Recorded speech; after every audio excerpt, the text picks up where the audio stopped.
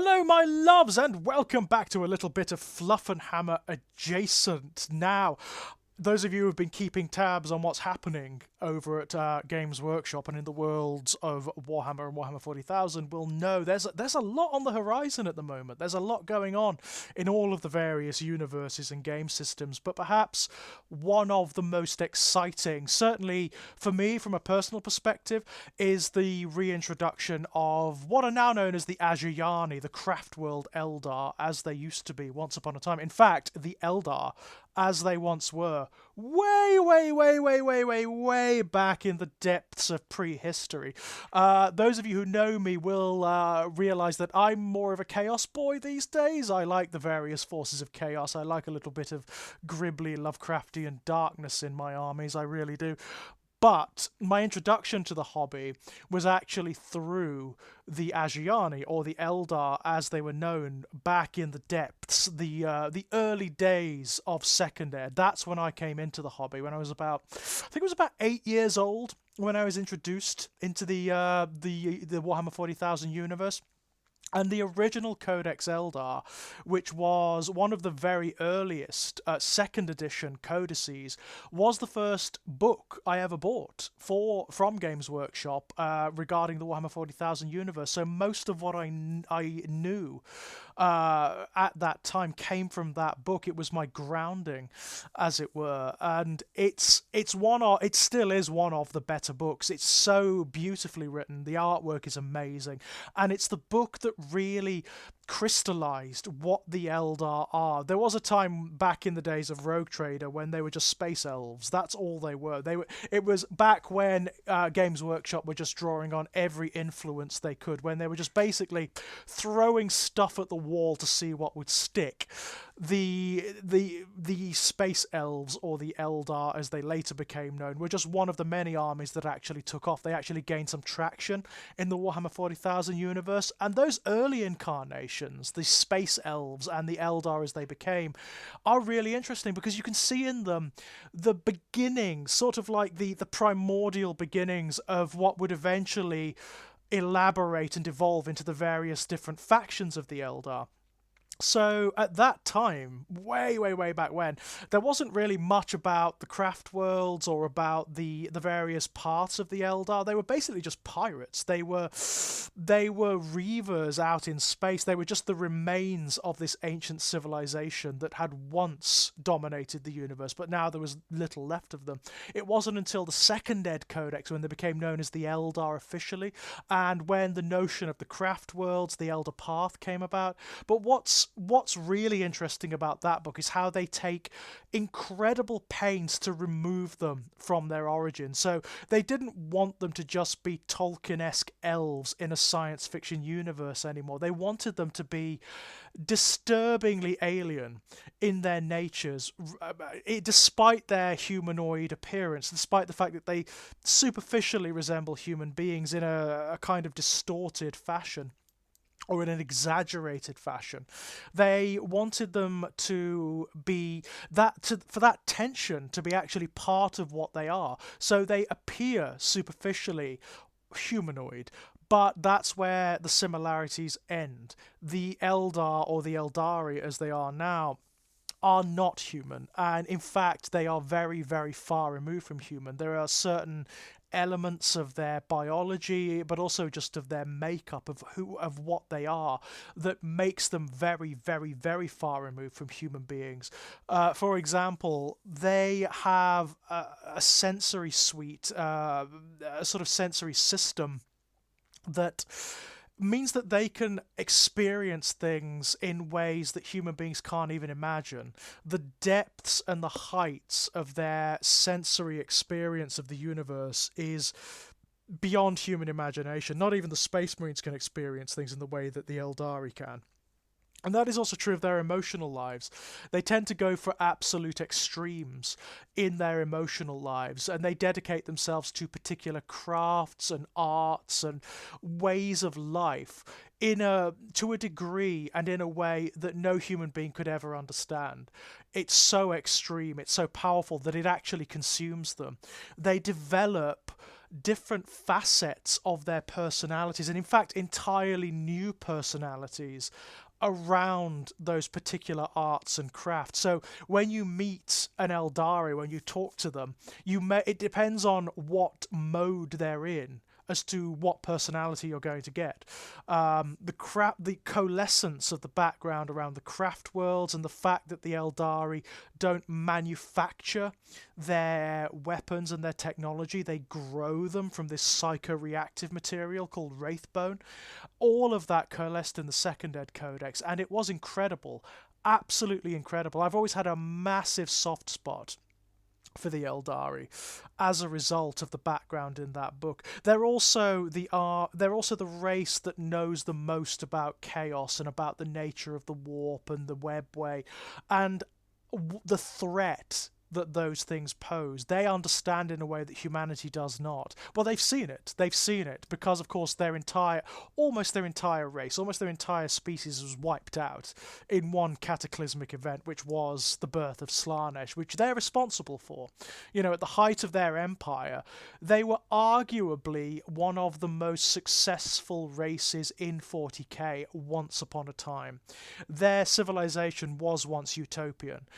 They spread further and did more than humanity did at its apex, which is arguably at the height of the Great Crusade, when you do actually have something like a human empire spreading throughout the cosmos. The Eldari actually did do it. They managed to conquer the entire universe, and their technology and their psychic abilities was such that they didn't have to do anything. Their entire lives were bliss, dedicated to arts and crafts and the pursuit of pleasure. It was entirely utopian, which of course ultimately gave birth to Slaanesh. Not only that, it also gave birth to the Drukhari. And the Drukhari are really interesting too, because I love the Drukhari. They are one of my favourite races in 40k. But at one time there was not this separation. There was not this delineation between the Asuryani and the Drukhari, or rather the Craft World Elder and the Dark Eldar. That didn't exist. Rather, what you had were different offshoots of the Eldari race. So you had the Eldar and the Craft World. You had the Exodites, who were kind of like the more tribal, feral Eldari that had settled on other worlds and had regressed from their technological status. And also they rode dinosaurs, which is kind of cool in and of itself. But you also had the notion of Eldari pirates. They were called Elder Pirates in the Second Ed book, and they were the Reavers that would arguably later on evolve into the Dark Eldar. I mean, back in the days of Rogue Trader, you also had Chaos Eldar as well. You had Eldar that were possessed by demons or that had dedicated themselves to chaos, and they were bad news. Back then, your Eldari Chaos Champions were probably some of the most powerful servants of chaos in existence, because the degree and the depth to which they dedicated themselves to chaos was so extreme. It wasn't until Third Ed that you got this delineation between the Craft World Eldar, the Asuryani as they would later become, and the Dark Eldar. The introduction of the Dark Eldar kind of splintered and fractured the race, which is kind of fun. It shows you different extremes of this species, and I love them both. I really do. I particularly love the Drukhari after their reinvention in, was it 5th or 4th Ed? I think it was the latter days of 4th Ed when Phil Kelly completely reinvented them. Absolutely beautiful army, but I still have an incredible soft spot for the Asuryani, and for not just for them on the tabletop, and they're great on the tabletop. They're real fun. They're very brightly coloured, loads of primary colours. They're very fast. They tend to hit quite hard on the tabletop, but also be very, very, very, very fragile. So you've got to know how each of your units work in synchronicity with one another. But it's the background more than anything that does it for me. I've always loved the different craft worlds and the different sub-factions of Eldari, which of course is more expansive now than it's ever been. You have the Inari now, which is another splinter faction of the race, and a rather extreme one as well. Certainly the one that has changed the species the most, because they have introduced an entirely new ideology, if you like, into the Eldari race. Not only that, but they've upset the status quo of the different craft worlds, the divisions between them and the Drukhari of Comera. Perhaps arguably one of the biggest changes with the introduction of the Inari is the shaking up of the politics of the craft world of Ulthwé. The craft world of Ulthwé is basically, you know how each of the armies has their own prime faction, the one that defines the faction beyond any other. So you've got the Ultramarines for the Space Marines, you've got the Black Legion for the Chaos Space Marines, you've got the Goths for the Orcs, you've got the Cabal of the Blackheart for the Drukhari. Ulthwé is that for the Asuryani. Ulthwé epitomizes what the Eldari are about. It is the prime craft world. It is the big mover and shaker. And it used to be headed by a guy named Eldrad Ulthran, who was one of the oldest Eldari in existence, and certainly one of the most powerful psychers in the universe, barring the likes of Magnus and Ahriman, perhaps, arguably. He's kind of on an equal footing with Ahriman, I would say. But the introduction of the Inari has changed that completely. It's actually removed Eldrad Ulthran from his seat of power, because he actually is one of the facilitators of the Inari cult, I suppose you could call it, or creed, and the other the rest of the Farseers of Ulthwé are not pleased with him. So now he is basically a nomad. He's been exiled from Ulthwé and is out in the universe somewhere leading the Inari around, which is absolutely brilliant. I mean, that's a huge shake-up. Imagine if somewhere in the background something happened that meant that Marneus Calgar was exiled and excommunicated from his position as the Lord of the Ultramarines, or if Abaddon the Despoiler was toppled from his seat of power. That's how significant that is. Eldrad Ulthran was, for the longest time, the very epitome of the Eldari race. He was the prime character, but now his status has shifted massively. We've had things like the destruction of BL Tarn. Again, BL Tarn is one of the bigger craft worlds. There was a later edition where BL Tarn kind of became the default paint scheme, and also kind of like the default craft world for the Eldari, largely because it has lots of aspect warriors in it, and they wanted to sell some of the shiny new aspect warrior kits. But that now has become fractured, like literally almost destroyed by the Inari and by the manipulations of Eldrad Ulthran. So there is a lot of internal politics in the race now, which I absolutely love. The very notion of the craft worlds is wonderful. The craft worlds are these gigantic, and when I say gigantic, I mean like impossible to conceive in terms of their scale. They're technically starships, but they are as big as small planets, and they are self-contained biodomes, effectively. They are environments that function in and of themselves and insulate the Eldari from the manipulations of chaos, the influence of the warp, but also from the dangers of the rest of the universe. And they move, they're mobile. They're not just worlds, they're also crafts. They can be piloted. They can actually be piloted through space, and some of them can be piloted through the warp as well. It's really incredible. The notion of the craft world is absolutely beautiful. The fact that also that they're not built, they're grown. They're not manufactured, they're grown from the psychoconductive material called Wraithbone. It's absolutely beautiful. There is an image of what a craft world looks like that has been in most of the Eldari codices since, I think, around 4th Ed, and it is absolutely beautiful. They are like very long, they're a bit like continents. They're like gigantic continents that have been uprooted, and they have all of these different flutes and domes and spires and offshoots.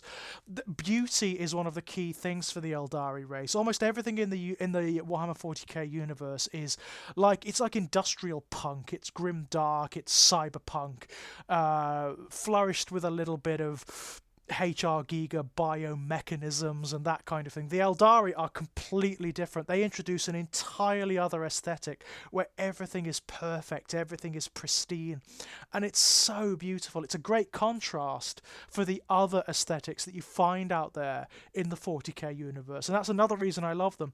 They're so, most things in the 40k universe, like your Space Marines, your Chaos Space Marines, they're Baroque, aren't they? They're Gothic, they're big, they're clunky, they're rather hefty. The Eldari are lithe and graceful and elegant. And it's just a wonderfully different aesthetic. And we've seen, they've been arguably, the Eldari, certainly the Asuryani, not the Drukhari, they're doing really bloody well. The latest Drukhari Codex for 9th Ed is an absolute killer. It's insanely good. As anyone who goes and looks at like the tournament or competitive play league tables will tell you, the Drukhari are doing very, very, very well indeed.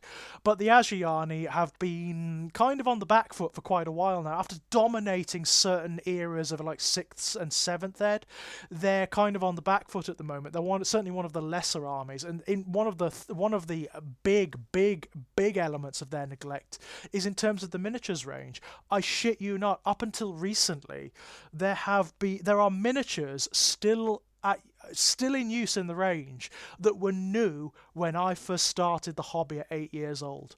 I kid you not. The Warp Spiders, Aspect Warriors, the Phoenix Lords for the most part, barring one or two notable exceptions, the Avatar of Keelah Mensch Arcane, all from that era. They are all from the era when I first started the game. However, the Asuryani are coming back very soon for 9th Ed, and it's very, very clear that what they've tried to do is reinvigorate the entire miniatures range. So not only have we got new Craft World Guardians, which are like the basic troops of the Craft Worlds, we've also got new Aspect Warriors, new Dark Reaper Aspect Warriors, a new Phoenix Lord in the form of Morgan Ra, who was always one of my favourites.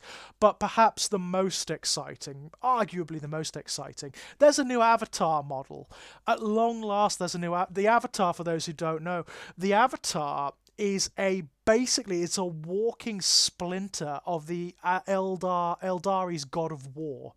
There's this whole mythology about the Eldari mythology with regards to their gods and their oral cycles is derived from all manner of different real-world human mythologies.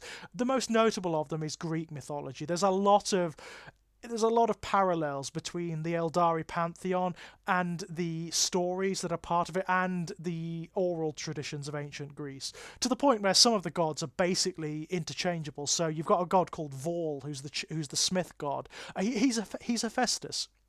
He is down the line Hephaestus. But there's also other elements as well. So there's like mother goddesses like Aisha, for example, who's kind of... Aisha is a mixture of things. There's an element of Gaia in her. There's an element of Tiamat in her.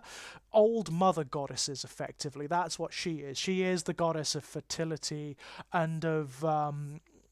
she is the originator in mythology of the Eldari race. One of these gods is the war god, who is Ares and Mars. He is Keelah Mensch Arcane, the bloody-handed god. He's Ares. He is effectively Ares. He is one of the only Eldar.